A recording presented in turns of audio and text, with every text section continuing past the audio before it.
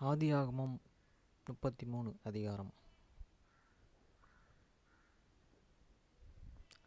வசனம் 1. யாக்கோபு தன் கண்களை ஏறெடுத்து, இதோ ஏசாவும் அவனோடு கூட 400 மனிதரும் வருகிறதைக் கண்டு பிள்ளைகளை லேயானிடத்திலும் ராகேலிடத்திலும் 2 பணிவிடைக்காரர்களிடத்திலும் வெவ்வேறாக பிரித்து வைத்து 2 பணிவிடைக்காரர்களையும் அவன் பிள்ளைகளையும் முதலிலும், லேயாளையும் அவள் பிள்ளைகளையும் இடையிலும், ராகேலையும் யோசேப்பையும் கடையிலும் நிறுத்தி 3. நான் அவர்களுக்கு வசனம் 3. நான் அவர்களுக்கு முன்பாக நடந்து போய் ஏசாவை தரைமட்டும் குனிந்து வணங்கி தன் சகோதரன் கிட்டே சேர்ந்தான். வசனம் 4. அப்பொழுது ஏசா எதிர்கொண்டு ஓடி வந்து அவனை தழுவி அவன் கழுத்தை கெட்டிக்கொண்டு அவனை முத்தம் செய்து இருவரும் அழுதார்கள். வசனம் 5. அவன் தன் கண்களை ஏறெடுத்து ஸ்திரீகளையும் பிள்ளைகளையும் கண்டு, உன்னோடு இருக்கிற இவர்கள் யார் என்றான். அதற்கு அவன், தேவன் உமது அடியேனுக்கு அருளின பிள்ளைகள் என்றான். வசனம் 6. அப்பொழுது பணிவிடைக்காரர்களும் அவர்கள் பிள்ளைகளும் சேர்ந்து வந்து வணங்கினார்கள். வசனம் 7. லேயாளும் அவள் பிள்ளையும் சேர்ந்து வந்து வணங்கினார்கள். பின்பு யோசேப்பும் ராகேலும் சேர்ந்து வந்து வணங்கினார்கள். வசனம் 8. அப்பொழுது அவன் எனக்கு எதிர்கொண்டு வந்து, இந்த மந்தையெல்லாம் எனக்கு ஏன் என்றான். என்னத்துக்கு என்றான். அதற்கு அவன், என் ஆண்டவனுடைய கண்களில் எனக்கு தயவு கிடைத்ததற்கு என்றான். வசனம் 9. அதற்கு ஏசா, என் சகோதரனே, எனக்கு போதுமானது உண்டு, உன்னுடையது உனக்கு இருக்கட்டும் என்றான்.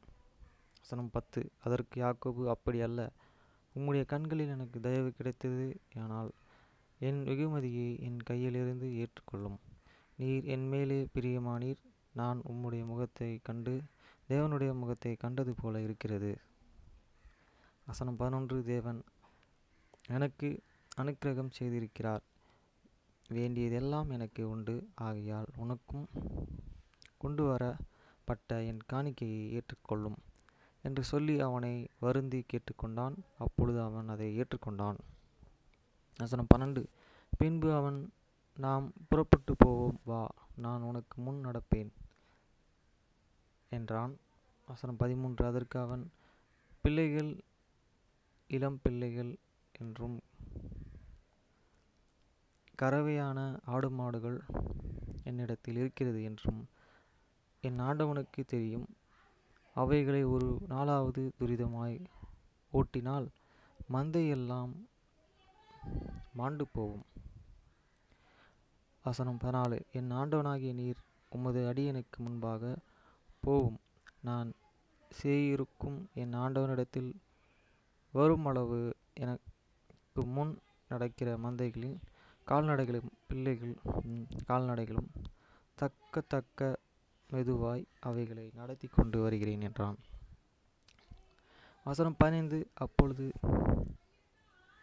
ஏசா, என்னிடத்தில் இருக்கிற ஜனங்களின் சிலரை நான் உன்னிடத்தில் நிறுத்திவிட்டு போகட்டுமா என்றான்.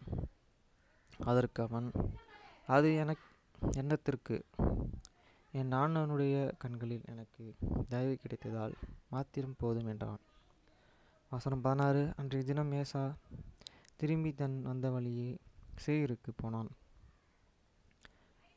யாக்கோபும்